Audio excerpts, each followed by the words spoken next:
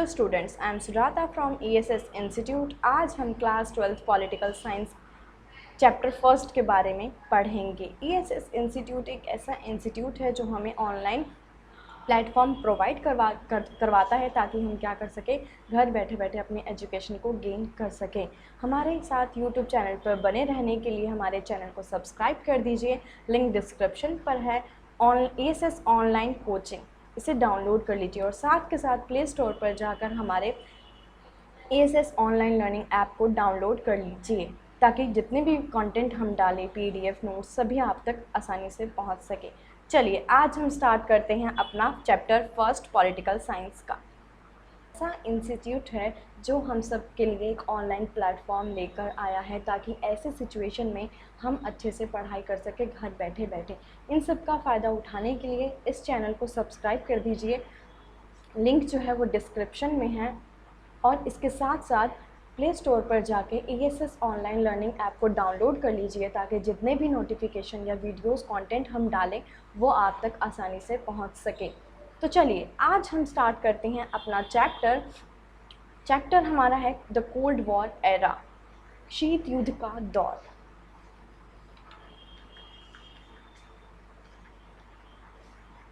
चलिए chapter first political science, शीत युद्ध का दौर, the cold war era.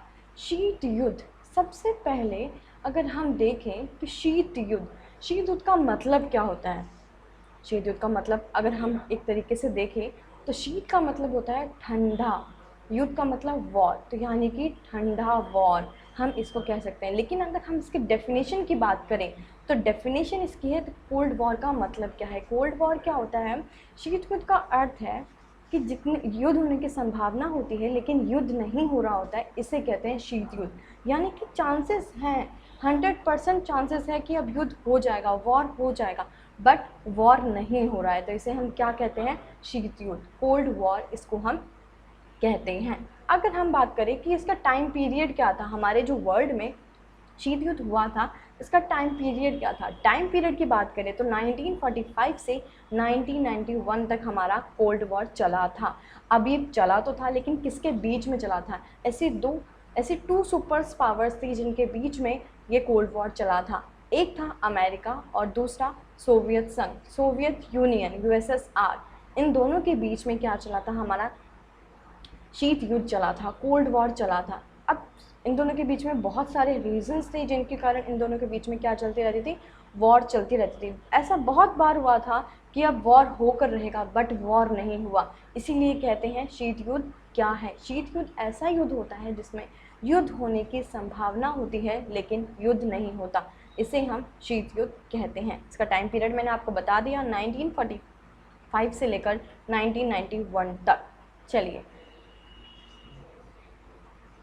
English में देख लेते हैं। Cold war, cold war means that there is no possibility of war but not war, it is limited to dialogue and fight, this is called war. यानी कि यहाँ पे बातचीत होते हैं, विवाद होते हैं, लड़ाई झगड़े होते हैं, मगर वॉर नहीं होता है। सिंपल सी लाइन में हम कहेंगे जिसमें युद्ध होने के फुल चांसेस हों बट वॉर ना हो, इसे हम कहेंगे शीत युद्ध। चलिए नेक्स्ट स्लाइड देखते हैं।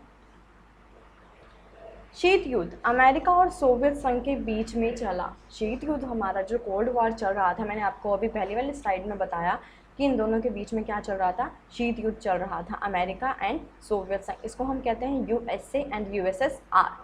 चलिए अगर हम बात करें 1945 से लेकर 1991 तक हमारा क्या चल रहा था?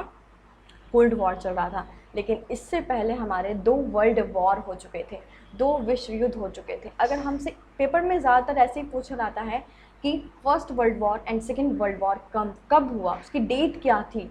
सबसे पहले फर्स्ट वर्ल्ड वॉर जो हुआ था वो हमारा हुआ था 1914 से लेकर 1918 तक। सेकेंड वर्ल्ड वॉर की बात करें तो सेकेंड वर्ल्ड वॉर जो हुआ था वो हुआ था 1939 से 1945 तक। अब आप देख सकते हैं कि 1914 से स्टार्ट हुआ और 1939 तक 45 तक क्या चला? हमारा वर्ल्ड वॉर चला। उसके बाद से ही हमारा क्या स्टार्ट हो गया था? 1945 से 1991 तक कोल्ड वॉर।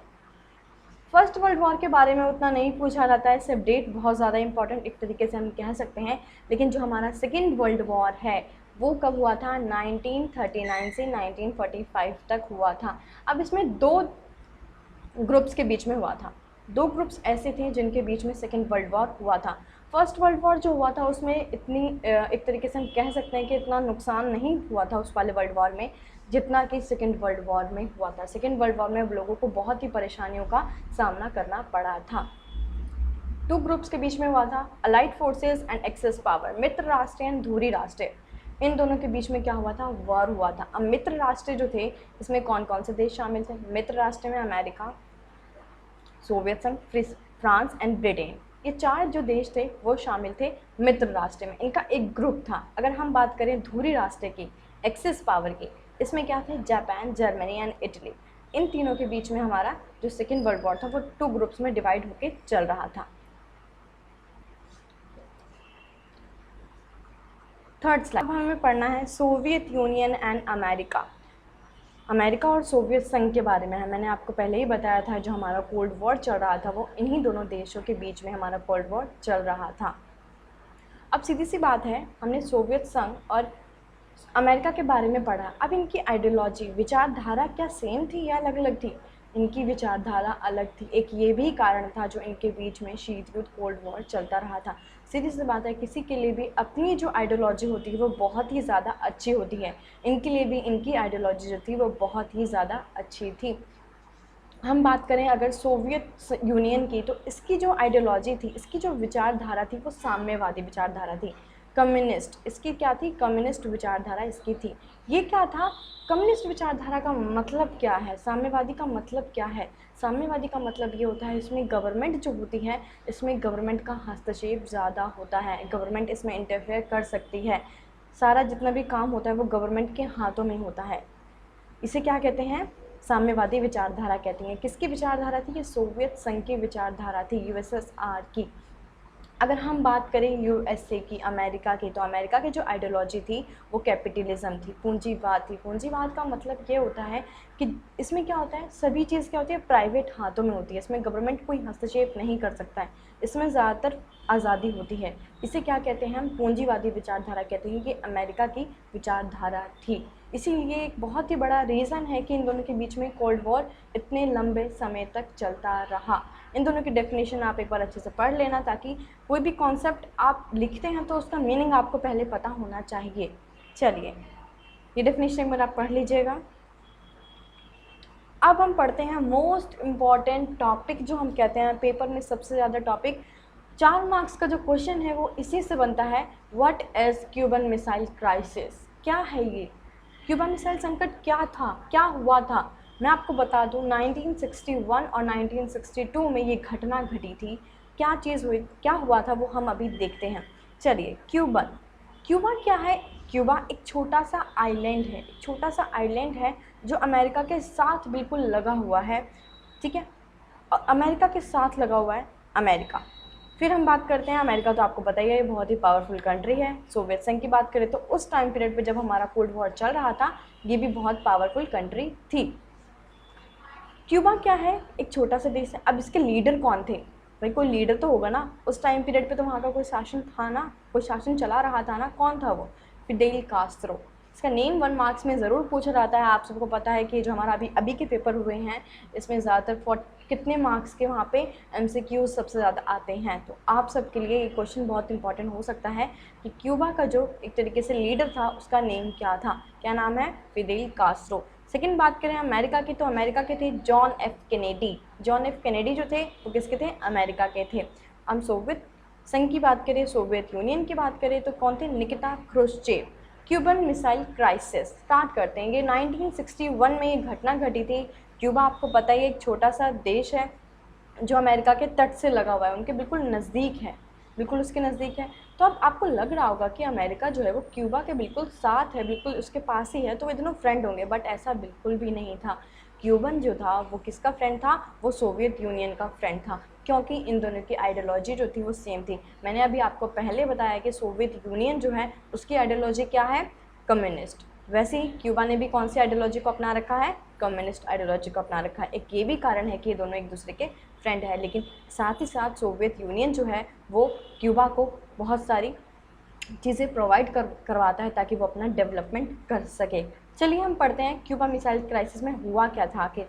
अब मैं 1961 की बात करूँ तो सोवियत संघ के जो निकिता क्रुश्चेव लीडर थे, उनको ये चिंता सता रही थी कि ये अमेरिका जो है वो बिल्कुल क्यूबा के निकट है, कहीं वो क्यूबा पे आक्रमण ना कर दे। अब क्यूबा तो बहुत छोटा सा देश है, कहीं उसको नुकसान ना पहुंच जाए, इसको बहुत ज़्यादा ही एक तरीके से चिंता हो रहा था कि अब क्या करना चाहिए हमें।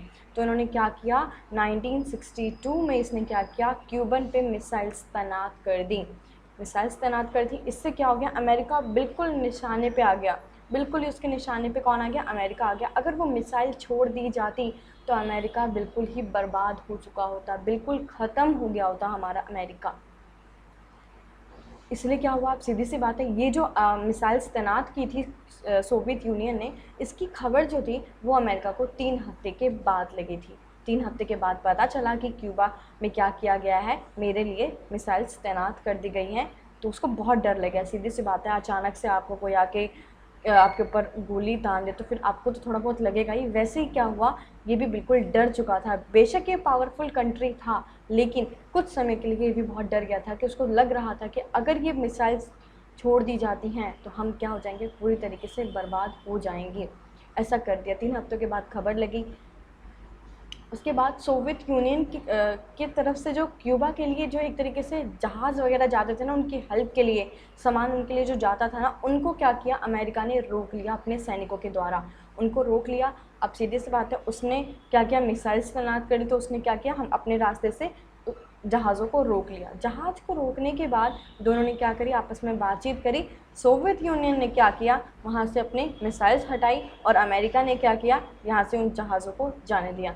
इसी तरीके से हमारा जो पूरी दुनिया को लग रहा था कि अब थर्ड वर्ल्ड वॉर जो है वो होने वाला है, लेकिन थर्ड वर्ल्ड वॉर नहीं हुआ। थर्ड वर्ल्ड वॉर होने से रुक गया। मैंने आपको पहले ही बताया था कि इन दोनों की, क्यूबा और अमेरिका जो है वो साथ में थे, लेकिन ये फ्रेंड नहीं थे, ऐसे हमारा कहा जाता है। तो लोगों को लग रहा था थर्ड वर्ल्ड वॉर होकर रहेगा, लेकिन थर्ड वर्ल्ड वॉर बिल्कुल भी नहीं हुआ। युद्ध होने की संभावना दिख रही थी, लेकिन युद्ध नहीं हुआ। चलिए, ये एक बार आप पढ़ लीजिएगा, आप सबको ये PDF प्रोवाइड करवाई जाएंगी। चलिए अब हम पढ़ते हैं, नेक्स्ट टॉपिक की तरफ बढ़ते हैं। ये भी बहुत इंपॉर्टेंट टॉपिक है। इसमें से ज़्यादा हम बात करें तो 1 मार्क्स के क्वेश्चन या 2 मार्क्स के क्वेश्चन इसमें आए जाते हैं। द्वितीय विश्व युद्ध का अंत। अब हमने फर्स्ट वर्ल्ड वॉर के बारे में पढ़ा, लेकिन मैंने आपको बताया था फर्स्ट वर्ल्ड वॉर के बारे में उतना नहीं पूछा जाता है, लेकिन सेकेंड वर्ल्ड वॉर जो था उसके बारे में पूछा जाता है। सेकेंड वर्ल्ड वॉर जो, उसका टाइम मैंने आपको बता दिया था, 1939 से 1945 तक हमारा सेकेंड वर्ल्ड वॉर चला। सेकेंड वर्ल्ड वॉर हमारा चला। अब सेकेंड वर्ल्ड वॉर को ख़त्म कैसे किया गया, कुछ तो चीज़ें हुई होंगी जो सेकेंड वर्ल्ड वॉर ख़त्म हुआ। तो क्या हुआ था, अमेरिका ने क्या किया था, जापान के 2 शहरों पर बम गिरा दिए थे। जापान के 2 शहर कौन से थे, हिरोशिमा और नागासाकी। ये जापान के 2 शहर थे, इस पर क्या किया, अमेरिका ने बम गिरा दिए। बमों के नेम पूछ रहे हैं, 1 मार्क्स में क्वेश्चन आता है कि बम का नाम क्या था। लिटिल बॉय और फैट मैन, ये 2 बम थे जो क्या किए गए थे, जापान पे गिरा दिए गए थे। अब जापान पे बम गिराए थे, लेकिन जापान आत्मसमर्पण करने वाला था, लेकिन अमेरिका ने क्या किया, बम गिरा दिया। अगर हम बात करें कि अमेरिका ने जो बम गिराया था उसके आलोचक ने क्या कहा, उसके आलोचक ने कहा, जापान में मामले में अमेरिका की आलोचना, अमेरिका इस बात को जानता था कि जापान जो है वो क्या करना चाहता है, आत्मसमर्पण करना चाहता है, तो उन्हें बम गिराने की क्या आवश्यकता थी। अब अमेरिका के पक्ष में कहा, अब अमेरिका के जो उनके पक्ष में थे उनसे भी क्वेश्चन किया गया, तो अमेरिका के पक्ष में जो लोग थे उन्होंने आंसर दिया कि हमें सेकेंड वर्ल्ड वॉर जो था वो बहुत जल्दी ख़त्म करना था, इसीलिए हमने क्या किया, जापान के 2 शहरों पर अपना बम गिरा दिया। ठीक है, लिटिल बॉय और फैट मैन। अगर हम पूछें अमेरिका ने जो ये बम गिराया था उसका क्या ऑब्जेक्टिव था, क्या उसका उद्देश्य था उस चीज़ को लेकर कि उन्होंने बम गिराया, उनका ये था कि पूरी दुनिया को पता चल जाए कि मेरे जैसा पावरफुल कोई भी नहीं है, मैं बहुत ही ज़्यादा पावरफुल हूँ। वो अपना वर्चस्व दिखाना चाहता था, सभी को वो अपना वर्चस्व दिखाना चाहता था, इसीलिए इसने क्या किया, बम वगैरह गिरा दिए थे। चलिए, आई थिंक आपको समझ में आ रहा होगा, वीडियो को 1-2 बार देख लीजिएगा और अच्छे से आपको समझ में आ जाएगा। हम बात करें cold war reason of cold war, शीत युद्ध का क्या कारण था? मैंने आपको सबसे पहले भी बताया था शीत युद्ध का मतलब क्या होता है, युद्ध होने के चांसेस होते हैं बट युद्ध नहीं होता है। और ये भी मैंने आपको बताया था कि कोल्ड वॉर जो है वो किन किन के बीच में चला था। दो ऐसी सुपर पावर्स थी जिनके बीच में ये कोल्ड वॉर चला था, यूएसए और यूएसएसआर। सबसे पहला रीज़न विचारधारा पर लड़ाई, बैटल और ओवर आइडियोलॉजी। मैंने आपको पहले भी बताया कि इन दोनों की विचारधाराएं अलग थी, दोनों के लिए अपनी अपनी विचारधाराएं जो थी वो बहुत ही इम्पॉर्टेंट थी। एक की कम्युनिस्ट थी और एक की कैपिटलिज्म थी, ठीक है। तो इन दोनों के लिए क्या थी, इनकी विचारधाराएं बहुत ही अच्छी थी, इनके लिए इसीलिए इन दोनों के बीच में लड़ाइयाँ होती रहती थी। अगर हम सेकेंड रीज़न की बात करें, हथियारों पर लड़ाई। अब सीधी सी बात है, दोनों ही सुपर पावर्स हैं तो इनके पास भी हथियार तो होंगे ही, वेपन्स वगैरह तो उतने होंगे ही। तो इन दोनों के बीच में भी हथियार को लेकर होड़ होती रहती थी। होड़ का मतलब होता है लड़ाई करना, कॉम्पिटिशन, ये आप कह सकते हो। इन दोनों के बीच में हथियारों को लेकर भी होड़ चलती रहती थी। आप ये रीडिंग करते जाइए, साथ साथ आपको समझ में आ जाएगा। थर्ड रीज़न की अगर हम बात करें, सोवियत संघ का शक्तिशाली राष्ट्र के रूप में उभरना। अगर हम आज के टाइम पीरियड की बात करें या पहले के टाइम पीरियड की बात करें तो अमेरिका जैसा ताकतवर उस टाइम पे और आज में ऐसा कोई भी नहीं है। लेकिन अगर हम कोल्ड वॉर की बात करें तो उस टाइम पे क्या, इसको कंपटीशन देने के लिए यूएसएसआर, सोवियत यूनियन आ चुका था। अब सीधी सी बात है, उसको इसको कॉम्पिटिट करने के लिए आ रहा है तो सीधे एक ये भी तो रीज़न हो सकता है ना कोल्ड वॉर का। एक ये रीज़न था कि वो बहुत ही एक पावरफुल कंट्री की तरह वो उभर रहा था, एक ये कारण था कि कोल्ड वॉर हो रहा था।